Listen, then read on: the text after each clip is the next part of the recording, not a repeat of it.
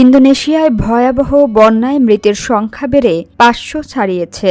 এখনও নিখোঁজ রয়েছেন আরও অন্তত ৫০০ জন। ব্রিটিশ সংবাদ মাধ্যম বিবিসি জানিয়েছে, ক্ষতিগ্রস্ত প্রদেশগুলোতে উদ্ধার কাজ চালিয়ে যেতে হিমশিম খাচ্ছেন উদ্ধারকর্মীরা।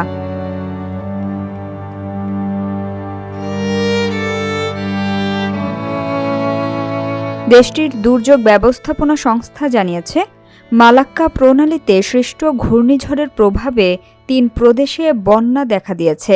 এতে অন্তত ১৪ লাখ মানুষ ক্ষতিগ্রস্ত হয়েছে।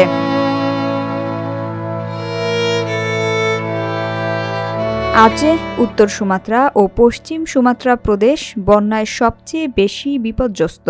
হাজারো মানুষ এখন খাদ্য ও জরুরি সরঞ্জাম ছাড়া বিচ্ছিন্ন অবস্থায় আছেন। অঞ্চলগুলোতে পৌঁছাতে পারছেন না সহায়তা কর্মীরা। আচেহর পিদিও জয়ার বাসিন্দা আরিনি আমালিয়া বিবিসিকে বলেন, পানি যেন সুনামির মতো এসেছে। আমার দাদির মতে তার জীবনে দেখা সবচেয়ে বড় দুর্যোগ এটি। বন্যায় বহু সেতু ভেঙে গেছে, ভূমিধসে বন্ধ হয়ে গেছে রাস্তা। বড় যানবাহন চলাচল অসম্ভব হওয়ায় হেঁটে বা মোটরসাইকেলে করে ক্ষতিগ্রস্ত অঞ্চলে পৌঁছাতে হচ্ছে উদ্ধারকর্মীদের। বহু এলাকায় এখনও খাদ্য সামগ্রী পৌঁছায়নি।